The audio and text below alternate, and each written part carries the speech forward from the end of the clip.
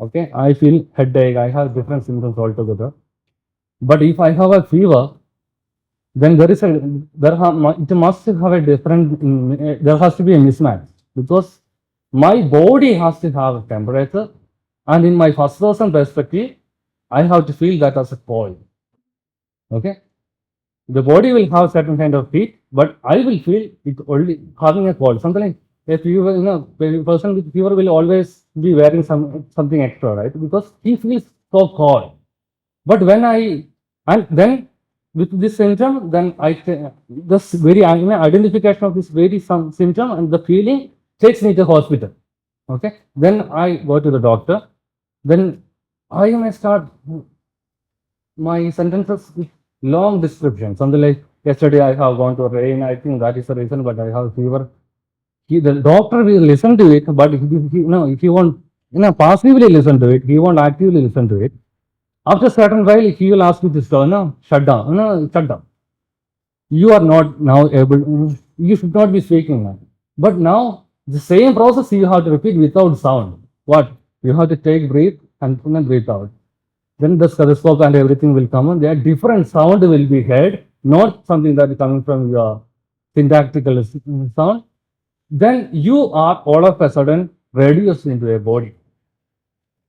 You are reduced into a body because a patient now has the doublet of patient through this mechanism, and now he is reduced into a body. In a surgeon, if he is exposed to a body like the full body, he won't be able to do the surgery. So the medical protocol and everything will give the certain kind of dress setup so that the particular position will be seen.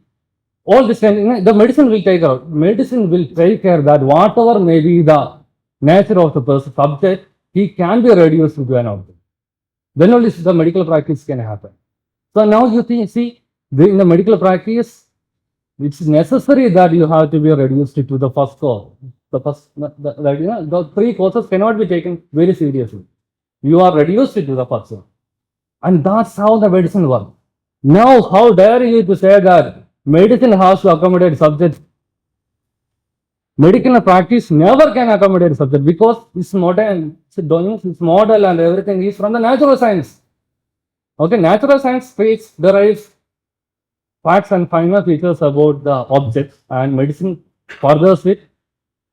Since I said, look, there are more impurities in that one, but basically the project is to reduce it to an object. Otherwise, it won't work. It won't work. Nobody is saying that I am going to treat you Robin. No, I have given a particular patient name. I am a patient now. Okay. And outside that particular stuff, I don't have any identity. I might have a different, I might be a patient, but most of you will be doctors. But if I come here as a patient, unless and until you prescribe a medicine for me, you don't have a medicine interest in me. Okay, I am a patient. Something is a category, dancing category. It's a paradox. Something like, I am coming here as a different altogether. So this is exactly what is happening at the stage of ethics. Now you think, medical, in the domain. Okay. So now in the domain of medical humanities, this discipline has been conceived not as an a discussion about ethical practice. Now I will just read one. I am reading it from one of the prominent journal paper published in medical humanities.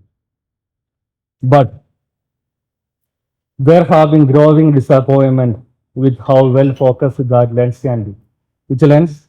The bridging, humanizing project. Okay, the humanizing project of humanizing the scientific and medicinal practice.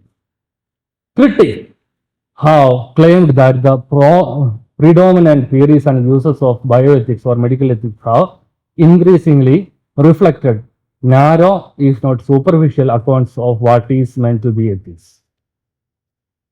This is what they say. And hence, for the critical response, if you are really sincere about the critical response, if you are really finding fault and you really want to work on that one, so hence you are very serious about it, what should be the relationship that we should have to medicine?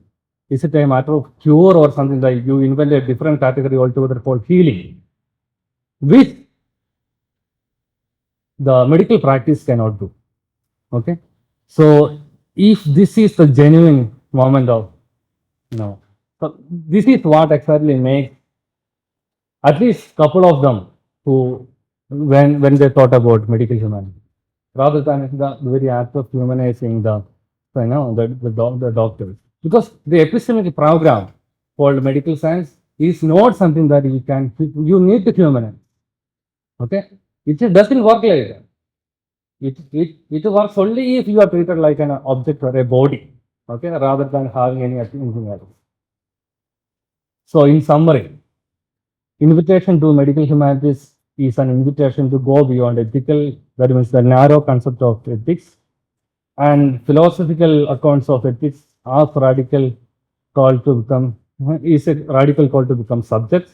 So you one side you have subject and another side you have object. So you can't really have you can't superimpose that one to one. Okay, it's entirely different affairs altogether. Moral and natural world. You can derive you can't put both into single box because you are making a naturalistic fallacy, which is to say that you are reducing the subject to an object, so vice versa. So now I just want to see what exactly is this crisis in the domain of psychiatry. Okay, with a particular example. So far we have been discussing about medical biomedicine, right? So now I just want to think that in the domain of biology, something like in the domain of psychiatry. So psychiatry is basically biological psychiatry. Okay, suppose if suddenly the practice, the dominant practice in the domain of medicine is biomedicine, then the dominant practice in the domain of psychiatry is called biopsychiatry. Okay, there are four fundamental claims about biological psychiatry. Okay, this is not something that I cooked up. This is something like coming from the journal itself. Okay, one, medical disorder is a disorder of the brain. Okay, this is a fundamental claim. Second one, reasons are not good enough as causes of mental disorder. Okay, I think I am clear. Okay, reasons are not good enough as causes. Okay, for example, somebody somebody falls from third floor. Okay, then you ask me something like, Robin, why it has fallen?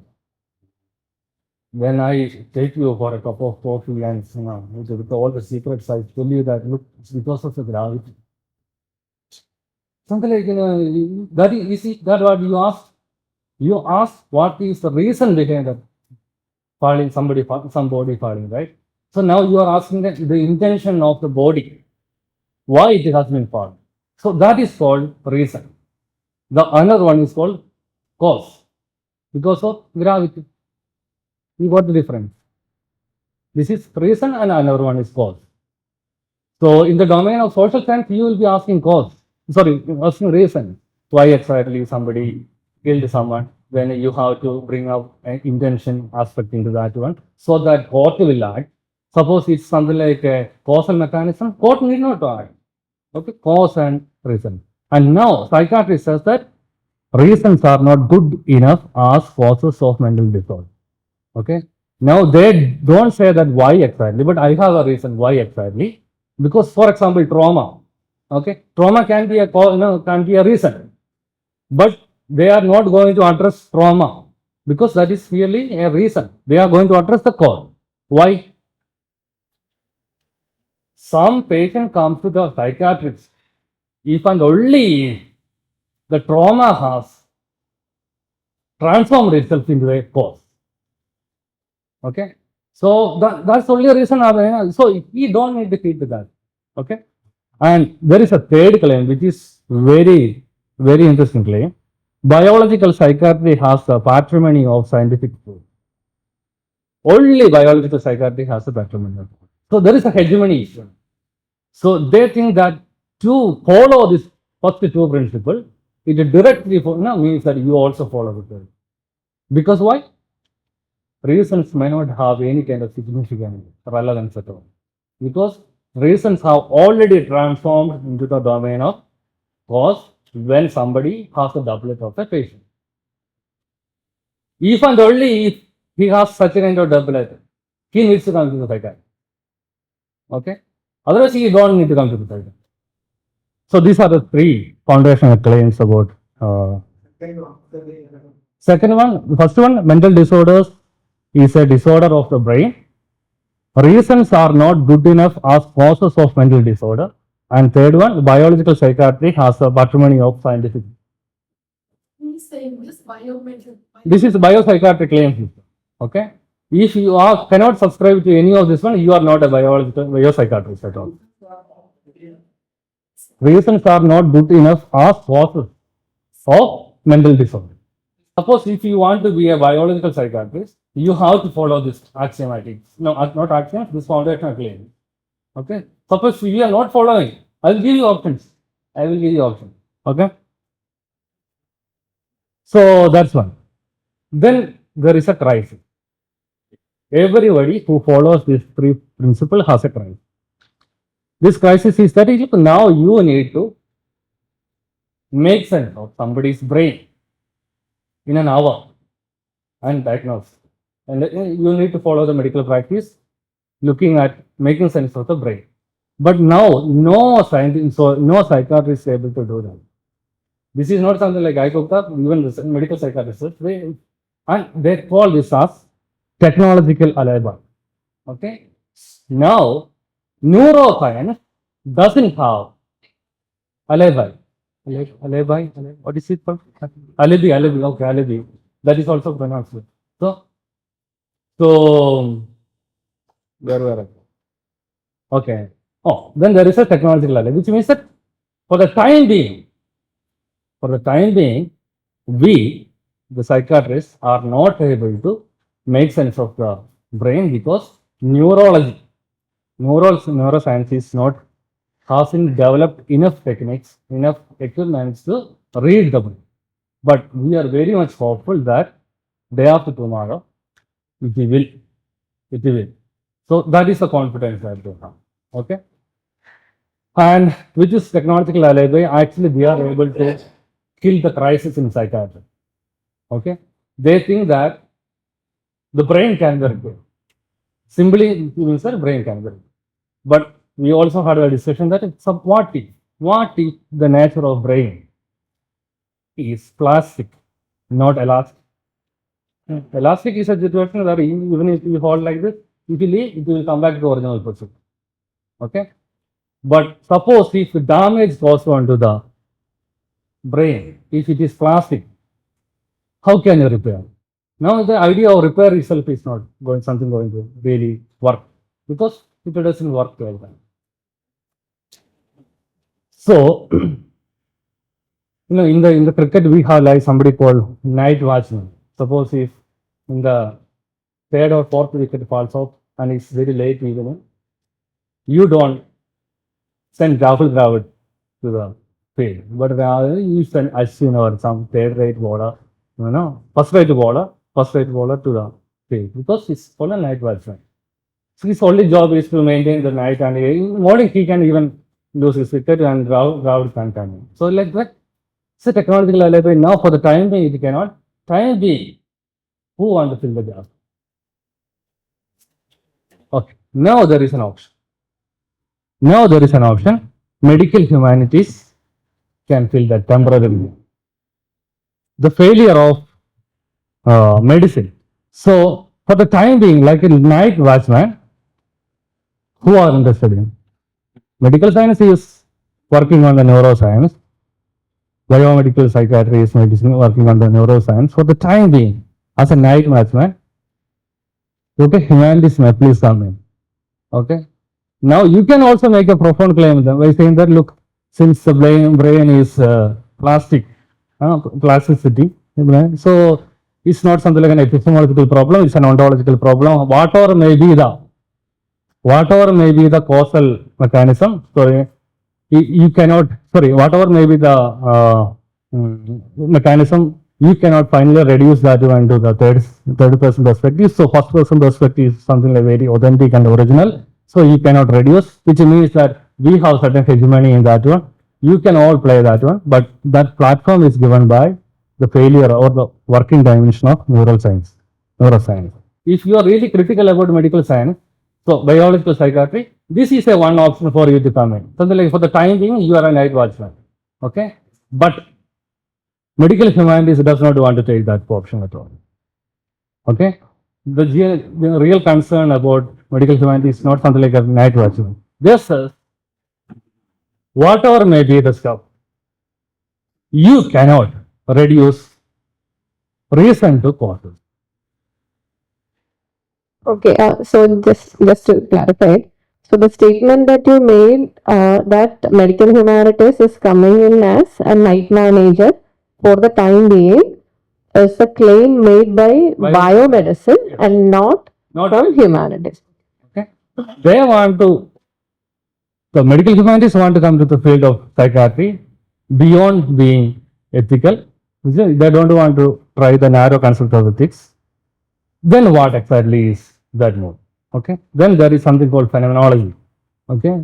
It's already established practice in philosophy, which is a critique of philosophy itself, but it follows certain kind of very imbitus, the very essential aspect of philosophy, and they furnish it.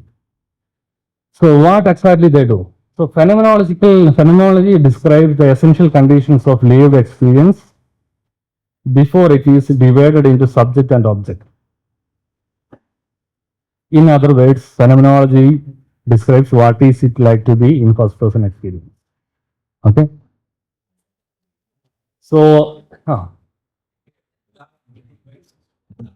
in other words, phenomenology describes what is it like to be in first person experience. Okay. First person experience.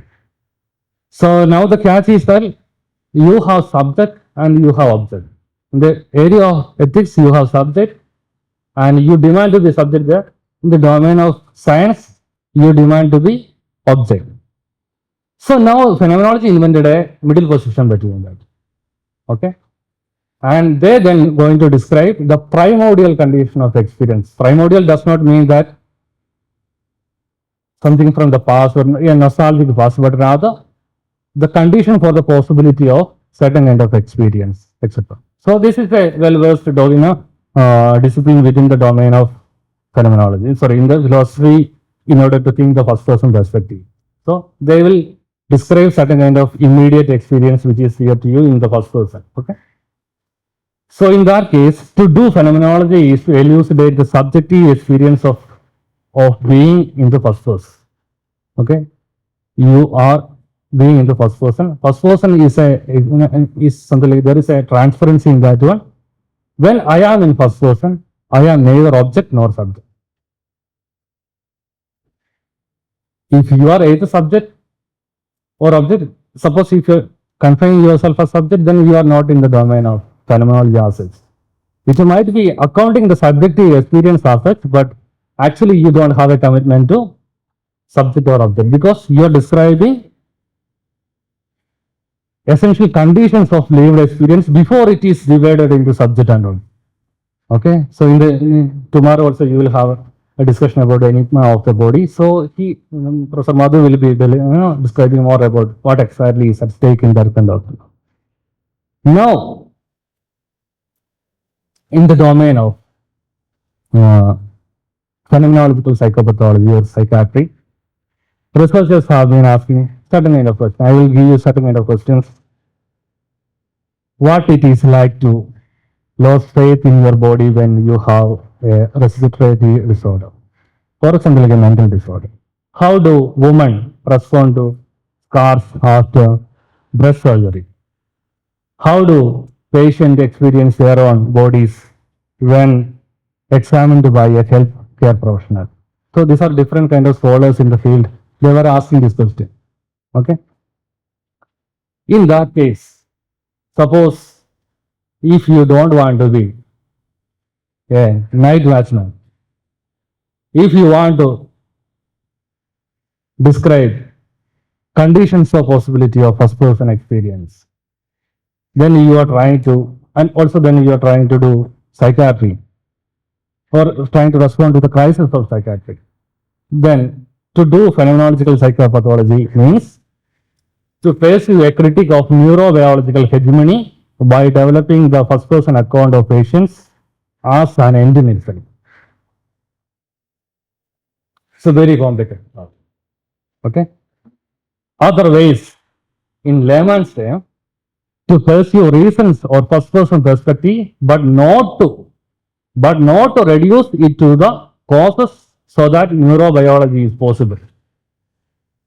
So you don't want to look into the development of neurology as such because you already have a different platform altogether. Because now you are pursuing first person experience as an end in itself. Okay. But there are occasions, serious phenomenological psychopathologists like Zahavi, Mishara, they were very prominent and radical about taking care of the neurobiology, the first person account. But the last 3-4 years, they have made a remarkable shift in that pursuit. Now, one of them, somebody called Mishara, says like, I pursue first person account of mental disorder in order for neurology to develop. Okay, which means that you identify the causes of certain kind of disorder. The reasons, you address the reasons of disorder because then so that you can understand the cause better. Because in order for you are addressing the reasons not to work on the reasons as such, but rather to have some light on the notion of cause or causality at this point. So it's called literary neuroscience. So in that program, he reads the work of Kafka. Kafka had severe mental disorder. Then at the time of such a kind of disorder, the difficult time, he used to write. Okay, most of Kafka's works are coming at that point of time. So now he simply, here there is an account of this disorder in first person perspective. Okay, that can somehow enlighten or shed light onto the neuroscience to make sense of the mental disorder. Okay, so which is measured, he is working as a supplementary to neuroscience. So which means that radically that was not the project. It was meant to be practice a different kind of practice altogether. But finally, it again, but it has a slightly upstandard since it's not a night match on as such because it's really feeding into that program. So now the final question. Suppose if this is the case,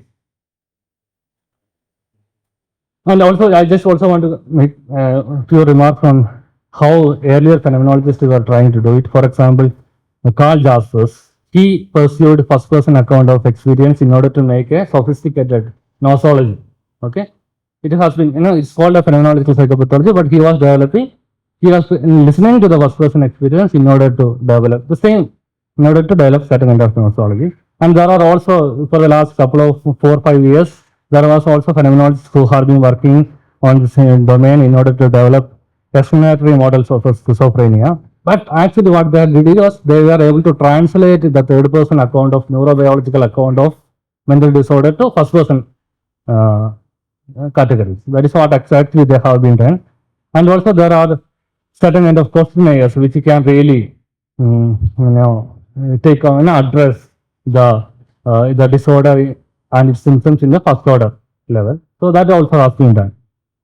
So now the question is, so what exactly is medical humanities?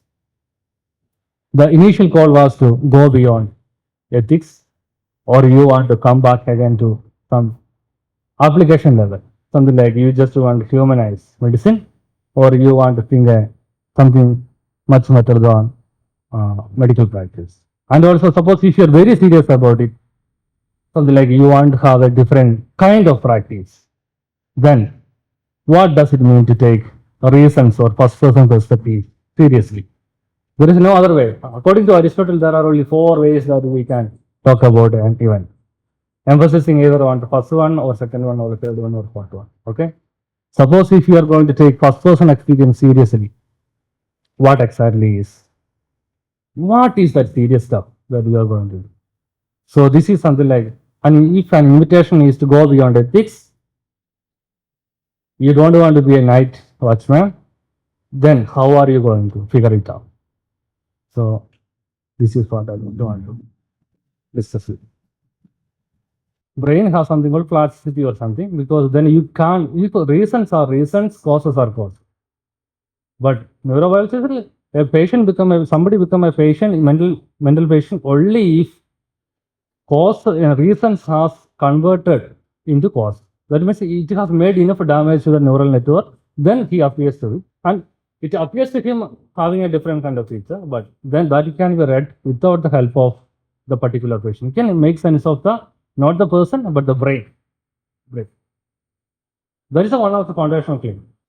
Suppose if you decide that your brain and this first person account of seriously matters, it means that you cannot make sense of the brain unless and until you have a detailed account of first person. Means that you are making use of the first person account as a means to read the brain, and right, then you are also playing in the same logic. Suppose you decide that, look, no, first person experience has to be, we should listen to that one, not to reduce that one to for another one, but an end in itself. So maybe prevention or something. But then you don't need to have a medical humanities for that one. Already preventive medicines are, and also social sciences are for that one, right? Or policy studies. Policy studies. One is like biomedicine might not be always dealing with concerns of individuals. Like sometimes there will be cases, especially in cases of pandemic or endemic, they have to consider the common good or good wellness of a larger section of society.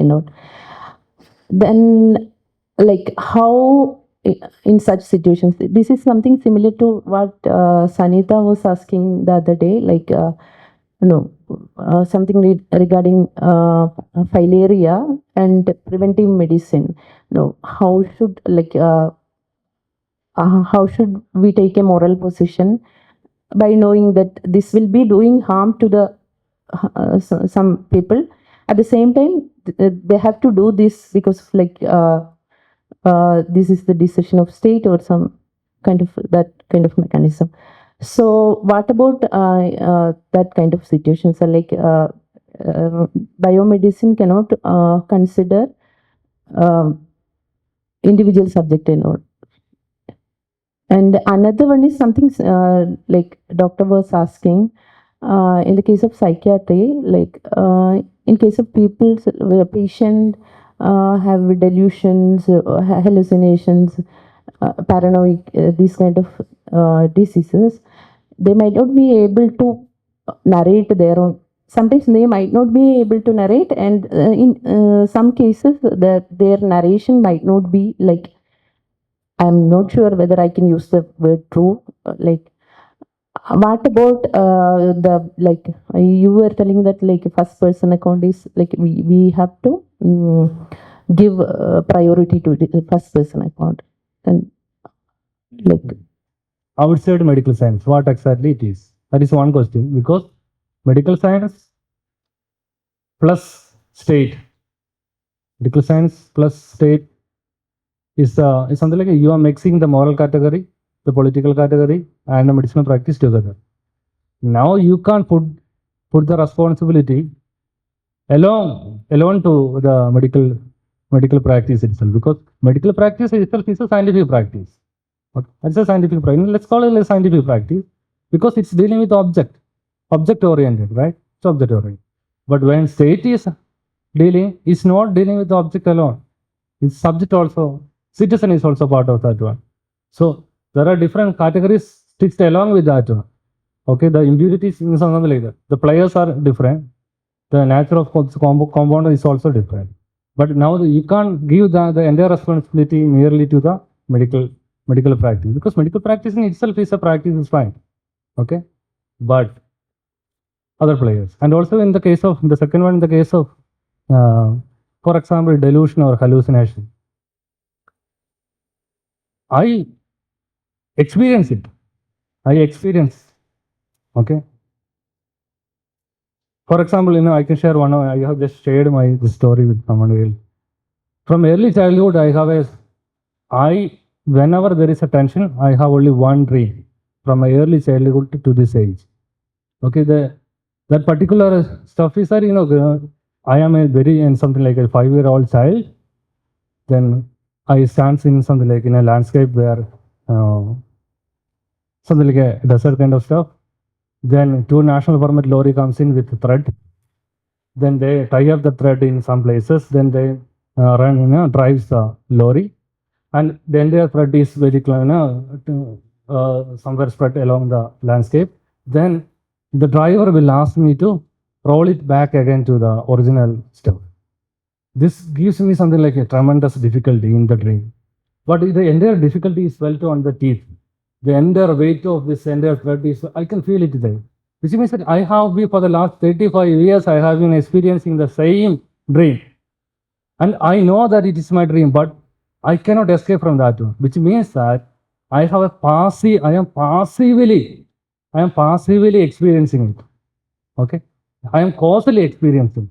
But in order for me to become a subject, I have to break that causality.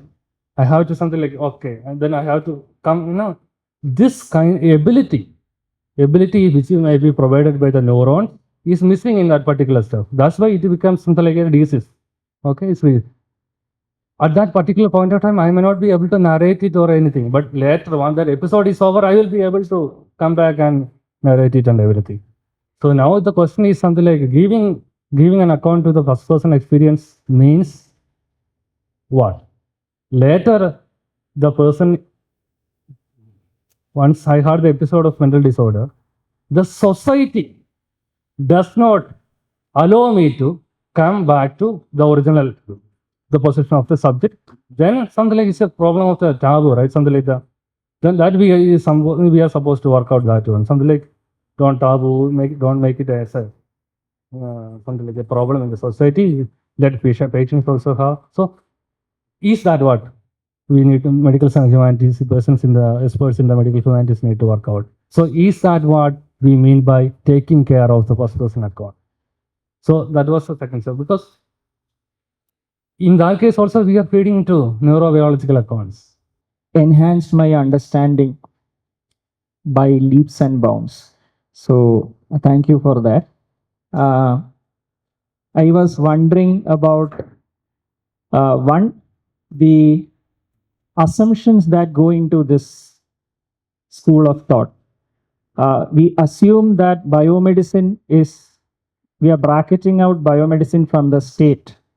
When is that possible? Because somebody has said that medicine is politics and politics is medicine on a large scale. Who decides what an MBBS degree is? Who decides what needs to go into it and how, for how long? I don't think it's the, and then where does what we call as biomedicine is a heterogeneous thing. Much of it happens outside what we, in our discourse, what we identify as medical. A lot of the bio part happens outside this medical. It's biophysics, maybe biochemistry, lab-based, or extensively. Maybe mechanical engineering is involved in medicine in huge ways that we may not realize. The controlling the flow, so many things. So when we kind of bunch all of that together as biomedicine, and then we use the interpersonal exchange of the doctor-patient as our platform to expand on our thought.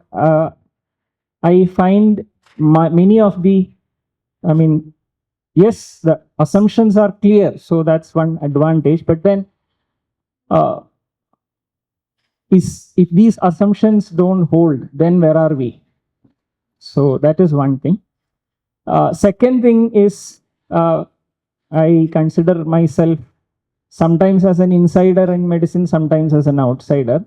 So I don't know where I am in that, but still, should we, if we keep taking this up in notches, do we end up creating another specialization of sorts, which has been the bane of medicine? So somebody is now a stroke physician. Somebody is, in the same way we have medical humanities, it's just us. So we know about this. We are not that. We are this. So we won't go there. We won't go there. We are this very elite group who are talking very important things, which you may not understand. So do we need that? It's just what I was wondering. We are still talking about human, and if medical humanities is something which only 1 in 1 lakh humans understand, then do we need medical humanities at all? Because somebody once said that the case control design is something which only 6 people on the planet understand. Then others said, then maybe we don't need that design. Because in public health, we don't need something which only 6 people understand. Then throw it out. In the same way, I was just thinking of it. Then another thought that struck me is about if I can apply this into the process of vision testing. So there is the physician with the biomedical object of whether this is 6 by 6, whether this is 6 by 6. What is the spherical? What is the cylindrical power is being written. But at the same time, that is determined by my ability to read. And if I can read Malayalam but not English, then the person here has to change the English Snellen's chart to a Malayalam Snellen's chart. And if I cannot read Malayalam, then what I can, at least the direction thingy, I say this. So then how does this work? Just sharing these thoughts. As an engineer, my doctor is something like, he's an applied scientist. Okay. But along with that, he has also have a human nature. So sometimes along with that practice, we also demand that he has to be little more human. If that is the dichotomy, that could be already addressed by medical bioethics, medical science, bioscience, etc. That's already feeding in that kind of. But now the question is, you want to take care of first person account and you want to capitalize it. How do you capitalize it? Why do you want to capitalize it? These are the questions that I have been discussing. Something like, what is the urgency that demands that kind of? Why should we conceive medical humanities beyond the ethical principle? Suppose what makes that beyond us? Something like, then if that is something like another medical practice, specialization, or something like you supply into the already paradigm. So there are different varieties of options available. Many of us can take many options, any of these options. But how do we really take care of the first person perspective when there is already a medical science which can take care of the first person perspective by reducing it to third person? Suppose if that reduction is your problem, how will you address that reduction? Is the question. Before going to that, one thing I want to tell you that the first person account is okay. That can fill the gap, but maybe medicine is developing also in the healing. But here there is a problem is that the phenomenology or the first person account is good in many ways, but about the mental disorder, there is another problem also is there. But this first person account can harm themselves and others. That's a possibility. See, we have heard that one person suicide, then hearing or near the other people, other students, hearing that, and they also trying suicide attempts. That's a possibility. You also assessed that. You're reading that Dostoevsky's the Karamazov brothers, that aggravated some thing in the what is that, something. So because in that there is a that's in Karamazov, there is something that they hate. By loving they hate, something is there. So that also can influence us. So the first person account can positively help them if it is supervised. Otherwise, sometimes it can harm also. That is also a possibility is there. For example, this first person experience is always couched in emotions, right? Always is couched in emotions. Emotions can move people. It's fine. And also aesthetic, for example, the domain of art is a legitimized play of emotions in that case. Because we know for sure that somebody raves in a particular cinema or a novel, we won't call to the police station. Because we know for sure that that is something like for the purpose of faith. We know the distance. We know the distance. But sometimes that distance can also blur. That kind of first person accounts are also taken into consideration. But whereas modern, I mean, what you call biomedicine has a deficiency in that. Not is it? deficiency. What It's do not you- a deficiency because it's worse in the third person perspective. Okay. So, being a practitioner of medicine in some sorts, but we have very little experience with psychiatry as such. But um, see, this kind of counseling, which there are a lot of problems with counseling, what is happening, but that definitely takes it to account of his first person narratives. We are on to a one-to-one mode. And again, as Sir told, there are psychiatric disorders or psychiatric diagnoses are primary thing is about insight, whether you are insightful about your condition. In a condition like schizophrenia, you won't be insightful about that. But schizophrenia has produced a lot of wonderful art. All the first person narratives in, I think, about art or what a visual art or poetry. The basic thing is what we call some kind of brutal introspection, which may not be possible in a without the disease state. Okay, so basically, I'm trying to ask what um, on a therapy level, if you want to treat the person so as to have the so-called normal way of life, uh, how does that actually help? Of course, you can listen to a person, his first person narrative, and then you can understand him, you can empathize with him, you can provide one-to-one counseling. That which is, I mean, in a very limited way, there will be practically, there will be a lot of problems with that. I completely understand that. But in principle, there are some systems going on like that. Even previous, even when you call hypnotherapy or psychotherapy, everybody has done that kind of based upon first person narratives only. It is not group therapy as such. But what is the, so I'm asking, what is the difference that you're talking about? When you are, you mean to say that medical humanities, we should pay more attention to the first person narratives, or what is, I have a clarification. I think I have missed some parts of your talk, maybe that's.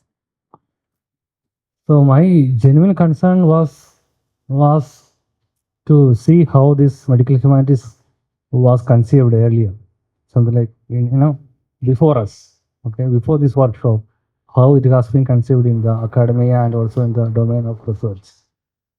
So then the original call was to go beyond the ethical, okay, something like to go beyond the bio ethics and medical ethical practices because it's already playing in. Which means if you need to go beyond that one, you need to capitalize on something which the biomedicine was not able to capitalize. Okay, or something like which it was able to bypass. So that was first person perspective. So otherwise, medical humanities has to entirely different function or some different item other than first person perspective in order to champion it. But so far we are not able to, none of us are able to. So we are still capitalizing on the first person aspect. And what is the problem with the first person is that neurobiological account of neurobiological psychiatrists, they are not saying that look, first person perspective is useless. They are saying that okay, first person perspective is useful, but it is useful to in the domain of mental disorder because it has made enough damage to the brain, as if it has transformed itself into a cause. So that is which is visible in the neural network. And if we could develop a technology of that one, it's fine. We can repair that one. But another option is to say that, look, even if brain is so complicated that his neurology cannot even hold, then, and also the damage made it into is something like a plastic kind of stuff, then there is nothing like going back to the original, because something like that is not going to happen at all. Then what? Then you something like you need to accommodate this patient as a subject. Then you work on the social dimensions, not on the brain level as such. So there are many more complications. So which direction do you want to take in the medical humanities? You want it to be supplementary discipline, or you want it's one among the kind, one among the degree, or one of different, entirely different kind? Genuine crisis in collaborating both psychiatry and humanities. For example, the representative humanities phenomenology. So if there is genuine crisis, okay, suppose if there is a genuine crisis happens only if I don't have enough my capacity to raise the weight is something like 2 muscles, and I can, with the 2 muscles, I can take something like 5 kg. But the task in a particular situation demands that I have to take 25. Then I am in crisis because something like I don't have enough, I am not capable enough to do that. As if there is already some resources available in phenomenology, which medical science does not know for the time being. Okay, or something like, because they were doing something else. And now there is a crisis situation. And now I can immediately go to phenomenology and take off that stuff and fix it. This is also kind of collaboration. Okay, something it wasn't available for the time being, but it was already there, and now we are just making sense of it. But a genuine crisis is not something like some kind of problem demands a different attention altogether. At that point, the participant does not have any resources at stake. They might have only, in order to reveal that limitation, you have a question. How will you take care of, seriously, how will you take care of first person? There have been instances in the past in different disciplines who have been taking care of the first person, but now does the crisis really demand that you have to take care of the first person? Neurobiology says no. Be a night watchman for the time being, but ultimately you don't have much significance to say, okay? But for the time being, okay? So then how will you? That is also a way of collaborating with the medical science, okay? You, for the time being, you fill the gap, okay? Otherwise, something like, you suddenly, whatever, you can't reduce first person to the third person. Okay, fine and good. Then you have to have a science of the first person. But immediately, it's a tautology. You can't have a science of first person because first person is not something like that you can have a science. Because that's the problem now, social science. Actually, that's a misconception, category mistake. Only in the domain of object you can have science. All other domain we cannot is a factual thing. But in the domain of first person, that is not a factual thing. That's not a factual thing at all. So then you cannot have a science. So so there are different ways of collaborating, and the nature of collaboration is also different kinds. Something like, you may be supplementary, you may be filling up the gap, or do you want to really be a standalone? Solo calls, okay? In each call, there is a conceptual difficulty. I was just putting off that conceptual stuff. Sir, the presentation was absolutely good. In sociological terms, it was used in a very simple form, treating a patient. For example, making a surgery, surgery of his own son or daughter, a surgeon is always be objective. If any subjective measure uses, that surgery may be a failure. Just like that, if a teacher evaluating the answer sheet of his own child, he should be objective. So that kind of ways we are using everywhere. But here in this presentation, you used only phenomenological ways or otherwise in a psychiatric level. But in case of, in my opinion, as a sociology teacher, what we can do as as the part of from the part of humanities or social science to contribute in medicine, then only we can develop it as a good domain. Otherwise, Ravi sir also already asked what is the importance of this type of thinking. So what we can provide to medicine. For example, always doctors are saying that as a teacher, I can understand that patient-doctor interaction in communication. In that ways, there is always a gap. We can feel something. We can give some advice to them. Otherwise, this type of presentation, the problem of this type of presentation, objectivity is there, first person is there, third person is there, second person is there. Sometimes it can be understood by the research scholar of like them, because they are doing their research in medical humanities. Okay, and it is a qualitative study. They can understand. They are doing a lot of research works. Whereas I am a mathematician turned sociologist. My basic graduation is in mathematics. Even I am not able to understand it very properly in a very first talk. So I think we can contribute something beyond that. What as a social person or a humanity from a person from a humanities background, what we can do, like we can contribute to the medical society, medical medicine to make our subjects. It's fine. I don't have any kind of difficulty to understand, accommodate that view, because I was saying, suppose if a sociologist entering of medical humanities, where there are couple of already traversed ways are available, which path will you take? That's all. Something like I am just clearing the conceptual field. I am not insisting anybody to take, but this one, you are a sociologist, you are supposed to take this one alone. No, I am not insisting. I am saying in this particular domain, there are enough concepts and operational concepts available, and there are different combination of these concepts are available, and these are the options. Okay, you can radically think about it, or you can be supplementarily you can think about it, whatever maybe. So these are the options. Okay, and if suppose if you want to have a critique, you want to have a critique as merely as a something like they do and then we do, something like we don't participate, it's their business, or something like that. There is a particular difficulty there, and I want to no, take further that one, or something. That is a genuine critical moment, right? So even in something like it, we know that we don't know whether that is going to save or not, because that the demand is so huge that we somehow we have to figure out. So any discipline and anybody can, but the problem is that if a mathematician comes in, what the hell? Why mathematician in the medical humanities is a question given to the mathematician. It's not my burden. Suppose if he didn't feel and moved by that comment, he is not supposed to come here. He is here, mathematician is here means he is prepared in such a way that somehow he is imbibing this crisis. If he is not imbibing the crisis, he has a tourist business. When I said, look, medical humanities workshop is not for somebody who is a tourist. It can have, sit back and relax. But if it's a genuine crisis, you are called in.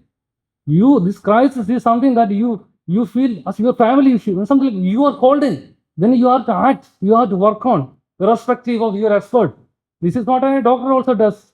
The medical, when in Wayanad district, we are said to have a medical college, which is a Jilla hospital. So when I am admitted there in the medical hospital and the doctor says that, okay, my father's name is George, Robin is in a critical situation, simply means that I have to take him, Robin, to Kozhikode Medical College, because I know that we don't have much facility there in Wayanad Medical College. Okay, but suppose if say there is suppose let's say X hospital is the highest facility available, both in the expert doctors and expert facility. Then the doctor says that you are in a critical situation means I am genuinely in critical situation, which means that medical science does not have any option to save me now. Now, then I am not going to charge. Then still I will leave. No, my father will leave me to the hospital and he will have to, why don't you experiment? Why don't you experiment? The very practice becomes some experiment. Then doctor will from his experience and wisdom, intuition, he will do something. It can kill or save, it's fine. If it saves, it's going to be another protocol from the next morning onwards, because it will be, you will have experiment, everything, blah, blah, all those protocols will be done. It will be made into a practice and a medicine. So this is it. So crisis, you are holding, you have no other option to other than respond. You need, the only problem is that now you need a proper response. Proper means a problem. What exactly is the proper? What exactly is medical humanity? You need different options. Which options are more radical? Do you want to take the radical or you want to supplement? It's all fine. So, but if you're called in, responsibility is all yours. That's what I. Going to experience on first person experience, there will not be me. I cannot in any way treat a patient, because each one is coming and I am like a mirror. There is nothing me so that I can treat or do something. I cannot help anybody. That's how I. When a patient comes to a doctor, he is already available to you in third person. Okay, that's why you are able to do the practice. Okay, in such a such a way that he will be reduced. Reduction is not something like a bad thing here. Because he is not coming here with the reasons. He is coming here with the causes. He is not going to say that if my father beat me up and I broke my leg, I am coming to the doctor not to say complain about my father. I am complaining, my father as a reason has made damages as a cause. So he caused it, then you have a casualty entry, right? And casualty entry. Then you treat that one. Then comes the police, how it has been broken. Okay, the cause will be directed to entirely another reasons. Then police might come and take it up. So this all will happen.